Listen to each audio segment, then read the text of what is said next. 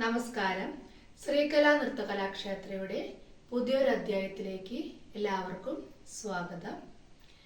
ഇന്നത്തെ ക്ലാസ്സിൽ സംയുക്ത ഹസ്തങ്ങൾ അല്ലെങ്കിൽ ഇരട്ടക്കൈ മുദ്രകൾ എങ്ങനെയാണ് ഉപയോഗിക്കേണ്ടതെന്ന് നമുക്ക് നോക്കാം. അഞ്ജലി ഹസ്തം, കപോത ഹസ്തം, കർക്കട ഹസ്തം, സ്വസ്തിക ഹസ്തം, ഡോലാ ഹസ്തം,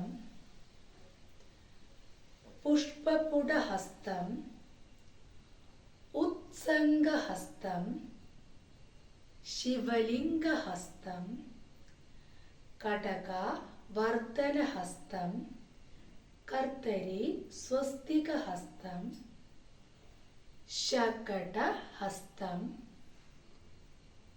ശംഖ് ഹസ്തം, ചക്ര ഹസ്തം, സംപുട ഹസ്തം, പാശഹസ്തം, കീലക ഹസ്തം, മത്സ്യഹസ്തം, കൂർമഹസ്തം, വരാഹഹസ്തം, ഗരുഡഹസ്തം, നാഗബന്ധഹസ്തം, ഗട്വാഹസ്തം, വേരുണ്ടഹസ്തം, അവഹിതഹസ്തം.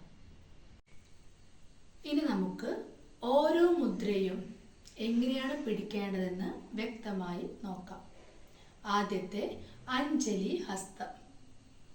ഇരു കൈയും ഇതുപോലെ ചേർത്ത് പിടിച്ചാൽ അഞ്ജലി ഹസ്തമായി. കപോതം എന്ന് പറയുമ്പോൾ ഇതിൻ്റെ നടുഭാഗം ഒന്നിതുപോലെ പിടിച്ചാൽ കപോത ഹസ്തമായി. കർക്കട ഹസ്തം എന്ന് പറഞ്ഞാൽ രണ്ട് കൈയിലെയും വിരലുകൾ ഇതുപോലെ പിടിച്ചാൽ കർക്കട ഹസ്തമായി.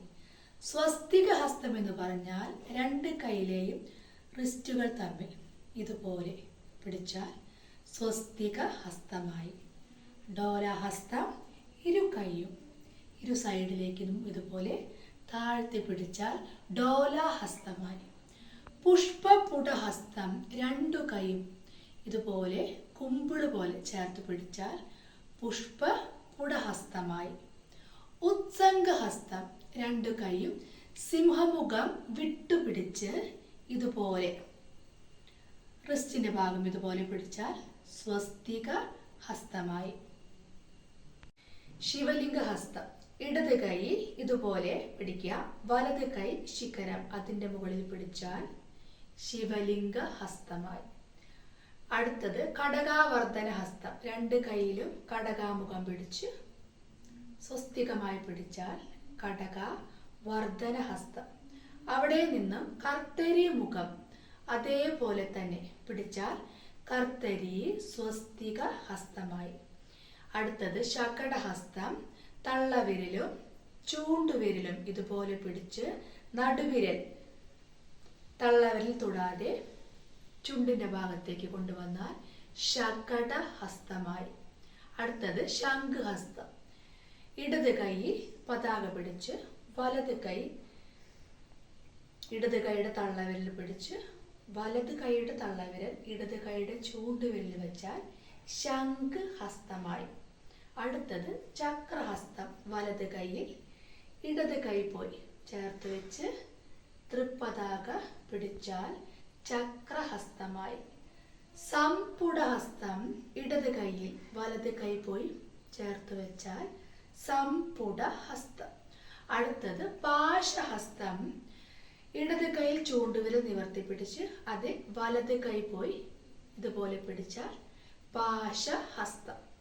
കീലക ഹസ്തം എന്ന് പറഞ്ഞാൽ ഇടത് കൈയിലെ ചെറുവിരലും വലത് കൈയിലെ ചെറുവിരലും കൂടി ചേർത്ത് വെച്ചാൽ കീലക ഹസ്തമായി. അടുത്തത് മത്സ്യഹസ്തം. ഇരു കൈയും ഇതുപോലെ വെച്ചാൽ മത്സ്യഹസ്തമായി. അടുത്തത് കൂർമഹസ്തം. കൂർമഹസ്തം. വരാഹഹസ്തം. ഇരു കൈയിലും മൃഗശീർഷം പിടിച്ച് ഇടത് കൈയുടെ മുകളിൽ വെച്ചാൽ വരാഹ ഹസ്തമായി. അടുത്തത് ഗരുഡ ഹസ്തം. നാഗബന്ധ ഹസ്തം, ഇരുകൈയിലും സർപ്പശിരസ് പിടിച്ചതുപോലെ പിണച്ചു വെച്ചാൽ നാഗബന്ധ ഹസ്തമായി. അടുത്തത് ഗട്വാ ഹസ്തം, ബേരുണ്ട ഹസ്തം, അവഹിത ഹസ്തം.